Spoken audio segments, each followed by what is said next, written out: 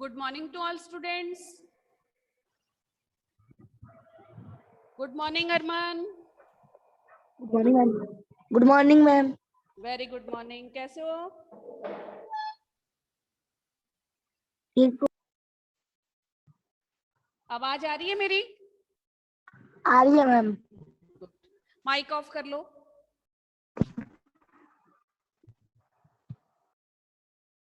काम वाम सबका हो रहा है? सभी बच्चों का होमवर्क सभी कर रहे हैं? नोटबुक स्कूल में सेंड करी है क्या? स्कूल में देके गए हैं नोटबुक? अरमान? No ma'am. क्यों? अभी थोड़ा बाकी है. स्कूल में चैप्टर सबमिट 3 करवाने के लिए बोला था ना सैटरडे को. जल्दी से जल्दी होमवर्क करके और उसको सबमिट करवाओ. Okay? Yes ma'am. Aarvi, good morning. आवाज आ रही है आरवी? आरवी, आवाज आ रही है क्या?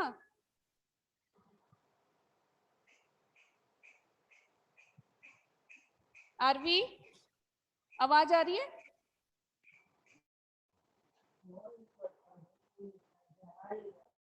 हमने 2 चैप्टर कंप्लीट कर लिए थे लास्ट 2 वीक में. फर्स्ट चैप्टर था हमारा हम सब सुमन एक उपवन के. तो इसको सबने अच्छे से पढ़ा और समझा और इसका अभ्यास कार्य किया.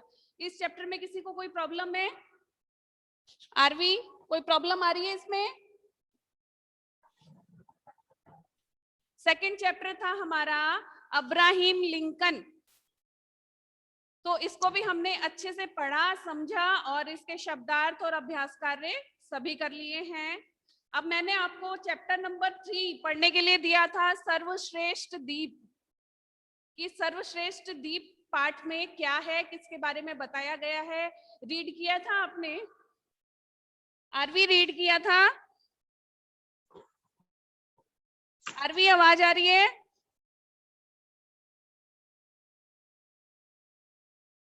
आज हम पढ़ेंगे हमारा पाठ नंबर 3 जिसका नाम है सर्वश्रेष्ठ द्वीप. तो इसके शब्दार्थ हैं. पहले शब्दार्थ हम समझ लेते हैं, बाद में पाठ पढ़ेंगे.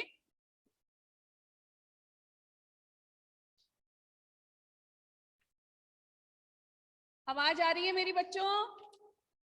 आवाज आ रही है क्या? आ रही है. ठीक है बेटा. तो पहला है हमारा उदार. उदार किसको कहते हैं? भला या विशाल हृदय वाला, बड़े हृदय वाला, बड़े मन वाला.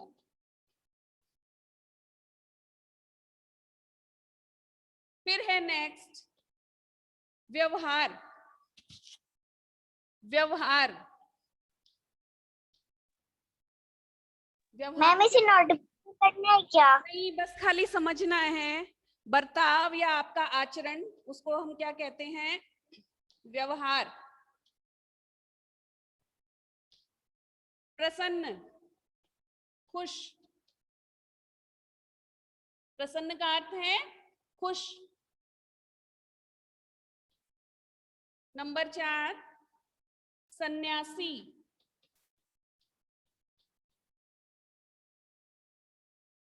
साधु संत जो होते हैं उन्हें सन्यासी कहते हैं.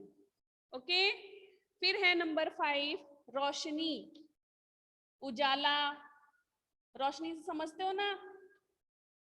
तो उजाला.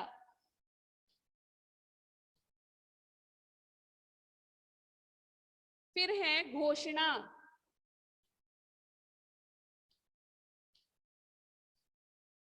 सूचना, नोटिस आता है ना, उसको क्या कहते हैं हिंदी में? सूचना या घोषणा करना. फिर है नंबर 7 विनय पूर्वक.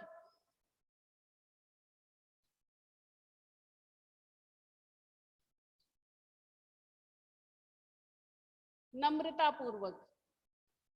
नम्रता पूर्वक यानी आराम से, विनय से. ठीक है, ये इस पाठ के शब्दार्थ हैं. अब हम ये पाठ पढ़ेंगे. ये एक छोटी सी स्टोरी है, कहानी है और बहुत ही अच्छी स्टोरी है। इसको ध्यान से सुनना बच्चों। पाठ का नाम है सर्वश्रेष्ठ दीप, यानी सबसे अच्छा, सबसे श्रेष्ठ, सबसे ऊंचा दीप यानी दीपक। दीपक के लिए बताया गया है कि सबसे श्रेष्ठ दीपक कौन सा है। इस पाठ में उस कहानी के बारे में बताया गया है। बहुत समय पहले पिंगलगढ़ राज्य में एक राजा राज्य करता था। कहाँ राज्य करता था राजा? पिंगलगढ़ में। कौन सी जगह थी? पिंगलगढ़ में। कौन राज्य करता था वहां पे? एक राजा राज्य करता था। वह राजा बहुत दयालु और उदार था। वह राजा कैसा था? बहुत ही दयालु और उदार था। Good morning Harshit. Yes ma'am. Good morning. Good morning ma'am. Good morning नहीं करते हो आप? कैसे हो? होमवर्क भेजा क्या? स्कूल में कॉपी भेजी? No ma'am. तो भेजो उसको, चेक करें फिर। काम तो पूरा है ना आपका? Yes ma'am. मैम 2 पार्ट हमने कर लिए, उसके शब्दार्थ और फिर नाम सर। ठीक है, माइक ऑफ कर दो अब। बहुत समय पहले, पार्ट नंबर 3 पढ़ रहे हैं। बहुत समय पहले पिंगलगढ़ राज्य में एक राजा राज्य करता था। वह राजा बहुत ही दयालु और उदार था। वह राजा कैसा था? उसका स्वभाव कैसा था? बहुत दयालु था, दया करने वाला और उदार था। उदार का मतलब क्या बताया है मैंने? भला और विशाल हृदय वाला, यानी बड़े हृदय वाला।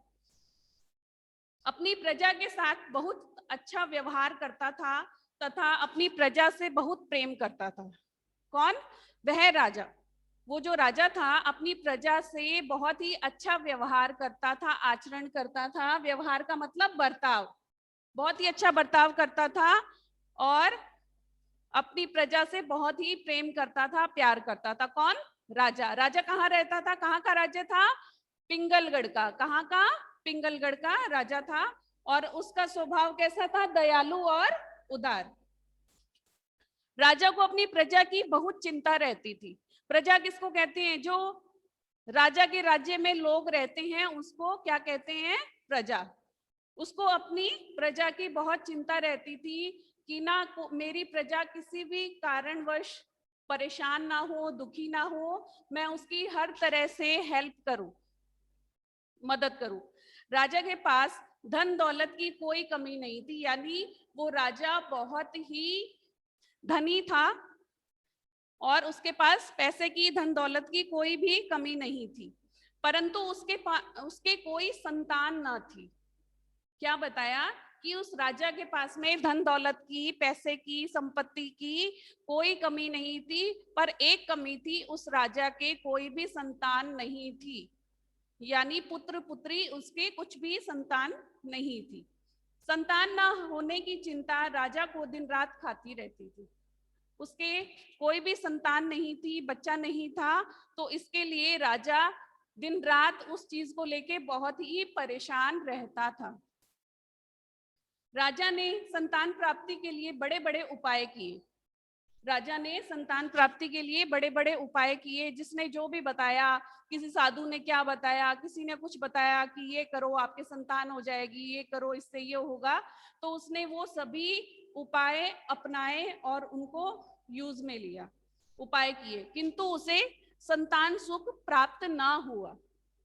उसने, सबने जो जो उसको राय दी, सलाह मशवरा दिया कि ये करो आपके संतान हो जाएगी, उसने सारे काम किए, सारे उपाय किए, पर फिर भी उस राजा के संतान नहीं हुई थी, जिसके कारण वह बहुत दुखी था। किस कारण वह बहुत दुखी था? संतान ना होने के कारण राजा बहुत दुखी था। राजा ने संतान प्राप्ति के लिए एक दिन महल में एक सन्यासी आए। सन्यासी का मतलब क्या बताया है मैंने? साधु संत। जो भी होते हैं साधु संत, वो उनको क्या कहते हैं? सन्यासी। जो घर दुनिया से दूर रहते हैं, अपने भगवान की पूजा करते हैं, उन्हें क्या कहते हैं? सन्यासी। एक दिन महल में, किसके महल में? राजा के महल में कौन आया? सन्यासी आया। राजा रानी ने उनकी बहुत सेवा करी। राजा और उनकी रानी, ये फोटो में आप देख सकते हैं, ये राजा है, ये रानी है और ये सन्यासी है। तो राजा और रानी ने उस सन्यासी की बहुत ही सेवा करी। सन्यासी ने उनकी सेवा से प्रसन्न होकर राजा को पुत्र प्राप्ति का आशीर्वाद दे दिया। जब राजा और रानी ने उस सन्यासी की खूब सेवा करी, उससे प्रसन्न होकर सन्यासी ने राजा और रानी को पुत्र प्राप्ति का आशीर्वाद दिया कि आप दोनों के पुत्र होगा, आशीर्वाद दिया। वो खुश हो गया सन्यासी उनकी सेवा से, और उन्होंने आशीर्वाद दिया कि आपको पुत्र प्राप्ति हो। कुछ समय बाद रानी ने एक सुंदर बालक को जन्म दिया। कुछ समय बाद में रानी के संतान पैदा हो गई और उन्होंने एक सुंदर बालक को जन्म दिया, सुंदर पुत्र को जन्म दिया। राजा बहुत प्रसन्न हुआ। राजा क्या था, उसको संतान नहीं थी, वो उसी बात को लेके दुखी था ना कि मेरे कोई भी संतान नहीं है, लड़का लड़की कुछ भी नहीं है, तो मेरे कोई संतान हो जाए। उस समय उनके पास में एक सन्यासी आया, उन्होंने उनको आशीर्वाद दिया कि आपको पुत्र की प्राप्ति होगी। कुछ समय बाद में रानी को पुत्र रत्न प्राप्त हुआ और राजा बहुत खुश हुआ। उसने राज्य में यह घोषणा की कि सब अपने अपने घरों में रोशनी करें और जिस व्यक्ति के घर में सबसे अच्छी रोशनी होगी उसे राजा की तरफ से पुरस्कार दिया जाएगा। राजा बहुत प्रसन्न थे और उन्होंने पूरे राज्य में, अपने पूरे नगर में, पूरे राज्य में घोषणा करवा दी। घोषणा का मतलब सूचना फैला दी, नोटिस करवा दिया। जैसे आपको छुट्टी का कोई नोटिस मिलता है स्कूल से, वैसे ही उन्होंने घोषणा करवा दी कि सब अपने घरों में रोशनी करेंगे, अपने अपने घरों में रोशनी करेंगे, दीप जलाएंगे, कैसे भी रोशनी करो, डेकोरेशन करो, और जिस व्यक्ति के घर में सबसे अच्छी रोशनी होगी उसे मैं पुरस्कार दूंगा, ठीक है, यानी प्राइज दूंगा। राजा की घोषणा सुनकर पुरस्कार पाने के लालच में लोगों में रोशनी करने की होड़ मच गई। जब राजा ने यह घोषणा करी कि मैं पुरस्कार दूंगा, तो सभी लोग लालच में आके होड़ करने लगे, एक दूसरे से स्पर्धा करने लगे कि हम सबसे अच्छी रोशनी करेंगे जिससे हमें पुरस्कार मिले। सारा राज्य दीपों से जगमगा उठा, यानी पूरे राज्य में दीप ही दीप, यानी दीपक, जानते हो ना जो दिवाली पे दीपक जलाते हैं, पूरा राज्य उसी से जगमगा उठा। कब? जब राजा के पुत्र रत्न हुआ। रात के समय जब राजा अपने मंत्री के साथ राज्य में रोशनी देखने निकले तो उन्होंने देखा कि हर घर में रोशनी एक से बढ़कर एक थी। जब रात को राजा अपने मंत्री के साथ में नगर में, राज्य में रोशनी देखने के लिए गए तो उन्होंने देखा कि हर घर दूसरे घर से ज्यादा सजा हुआ है। एक घर देखा, बहुत अच्छा लग रहा है, बहुत अच्छा रोशनी से जगमगा रहा है। उन्होंने वही दूसरा घर देखा तो वो उससे भी ज्यादा रोशनी से जगमगा रहा था। अब राजा को यह तय करना असंभव हो गया कि वह किसे पुरस्कार दे। अब राजा यह डिसाइड नहीं कर पा रहा था, उसके लिए इस चीज संभव नहीं थी कि वो किसको पुरस्कार दे, किसकी रोशनी सबसे ज्यादा बढ़िया है, क्योंकि उन लोगों में होड़ लगी हुई थी, एक से एक बढ़कर उन्हें रोशनी मिली और बहुत ही सुंदर दिखाई दी वो रोशनी। तो वो कंफ्यूज हो गए कि मैं किसको पुरस्कार दूं जो मैंने घोषणा की है। घूमते घूमते वह शहर के आखिरी छोर पर जा पहुंचे। कौन? राजा और मंत्री। सबसे लास्ट में जहां उसका एंड होता है राज्य का, वहां तक जा पहुंचे।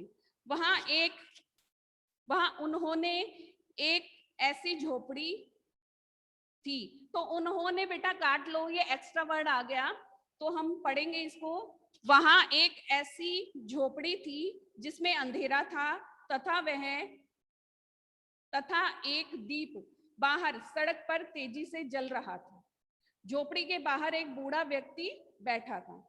उन्होंने क्या देखा, घूमते घूमते शहर के लास्ट छोर पर, एंडिंग जो पॉइंट होता है वहां पहुंच गए कि ये लास्ट घर है, और उन्होंने वहां क्या देखा, एक झोपड़ी देखी, और वहां उस झोपड़ी के बाहर सड़क पर तेजी से, यानी बहुत तेज रोशनी वाला एक दीपक जल रहा है, और उस झोपड़ी के बाहर एक बूढ़ा व्यक्ति बैठा हुआ था। Page number 14।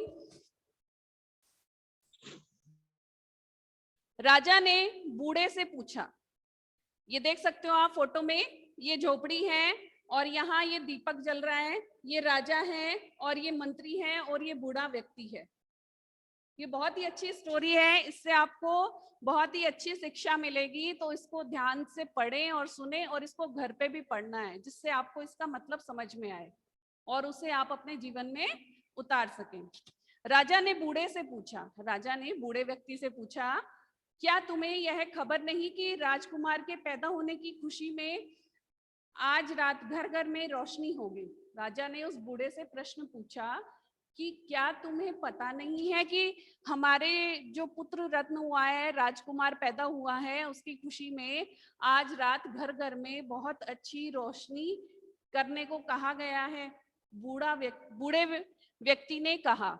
बूढ़ा व्यक्ति ने वह प्रश्न सुना और उसका जवाब दिया, महाराज मैं बहुत गरीब हूँ। बूढ़े ने क्या बताया कि हे महाराज मैं बहुत गरीब हूँ, यानी मेरे पास में पैसा नहीं है, मैं बहुत गरीब हूँ, मेरा इस संसार में कोई नहीं है, मेरा इस संसार यानी दुनिया में, मेरा इस दुनिया में कोई भी नहीं है, मेरे पास एक ही दीप था।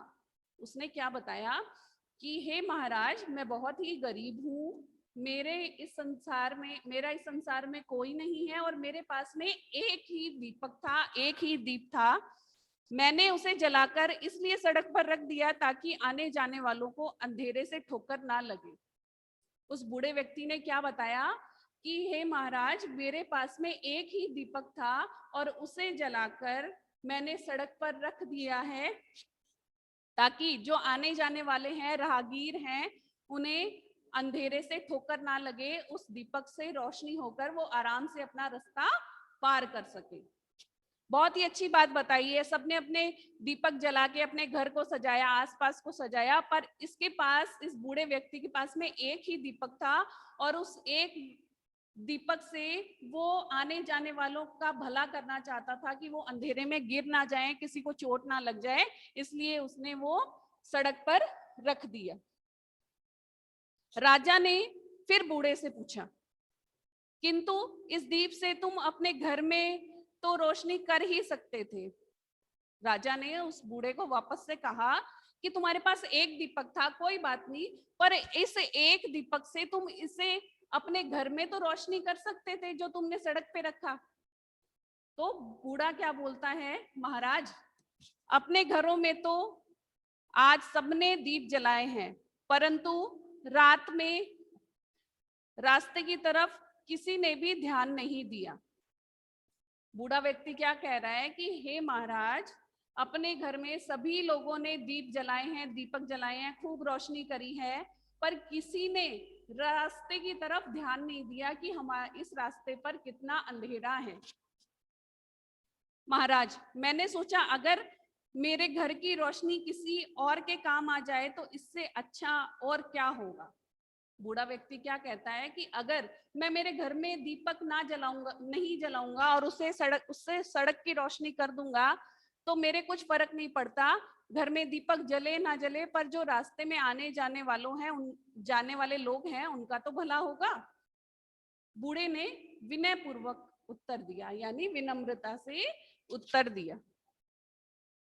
बूढ़े का उत्तर सुनकर राजा अत्यंत प्रसन्न हुआ ना, क्योंकि उसने अपने लिए नहीं सोचा या राजा के लिए नहीं सोचा कि राजा ने घोषणा करवाई है कि सब अपने अपने घर को दीपक से सजाओ या रोशनी करो।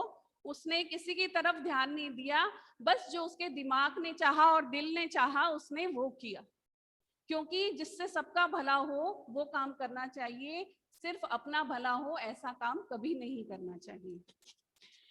बूढ़े का उत्तर सुनकर राजा अत्यंत प्रसन्न हुआ, बहुत ही खुश हुआ उस बूढ़े का जवाब सुनकर।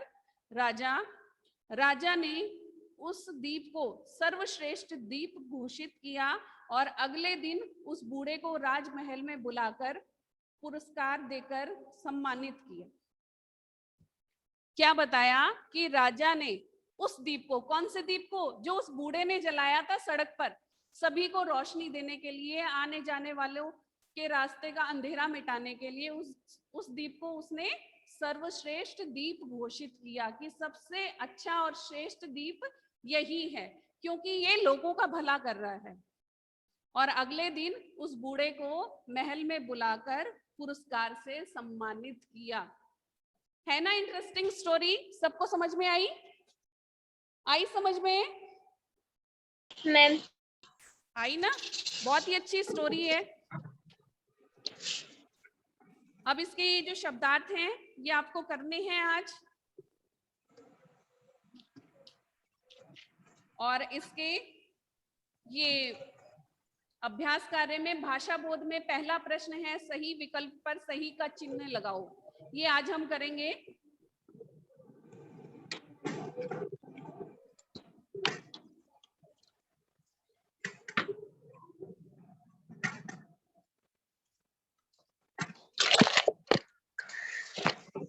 पहला प्रश्न है, लोगों में क्या करने की होड़ मच गई?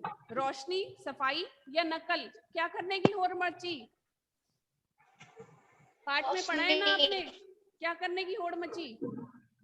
हर्षित, क्या करने की होड़ मची? मैम रोशनी रोशनी रोशनी, रोशनी करने की होड़ मची। तो रोशनी पे आप टिक लगाइए। फिर है नेक्स्ट, सारा राज्य जगमगा उठा। किससे जगमगा उठा? बल्बों से, दीपों से या मोमबत्तियों से? किससे जगमगा उठा? दीपों से।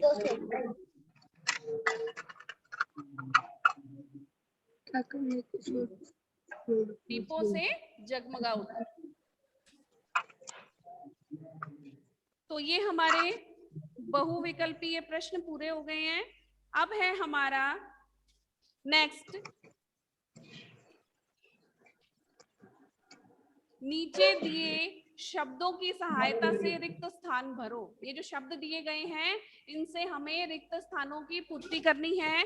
तो पहला है, सन्यासी ने राजा को डैश का आशीर्वाद दिया। कौन सा आशीर्वाद दिया? पुत्र प्राप्ति का। कौन सा? पुत्र प्राप्ति का।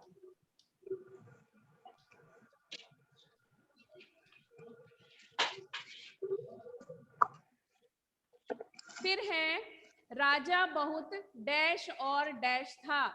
क्या था? उसका स्वभाव कैसा था? दयालु और उदार।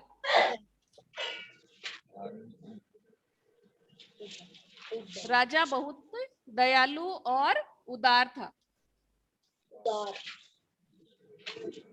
फिर है नेक्स्ट, सारा राज्य डैश से जगमगा उठा। दीपों से जगमगा उठा। दीपों से जगमगा उठा कि रोशनी से जगमगा उठा? दीपों से।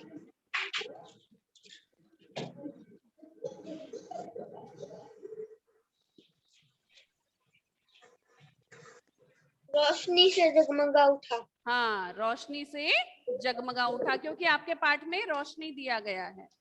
रोशनी से जगमगा उठा।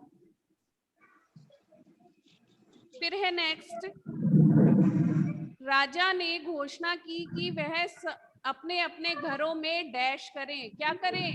रोशनी। ऐसा करो, ये जो थर्ड वाला है इसमें आप दीपों कर लो, क्योंकि ये ऑप्शन में दिया गया है। थर्ड वालों में दीपों, और सारा राज्य रोशनी से जगमगा उठा। नहीं, राजा ने घोषणा की कि सब अपने अपने घरों में रोशनी करें। इसमें फॉर्म में आएगा रोशनी। फिर है लास्ट, एक दीप बाहर डैश पर तेजी से जल रहा था। कहाँ जल रहा था दीप? सड़क पर।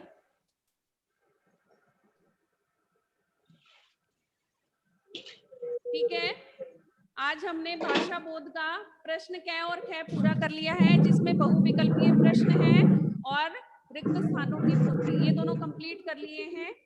बाकी का बचा हुआ हमारा अभ्यास कार्य कल करेंगे बच्चों। और कोई प्रॉब्लम आ रही है तो आप पूछ सकते हैं मेरे को। मैम। हाँ जी। आप क्वेश्चन कब भेजोगे?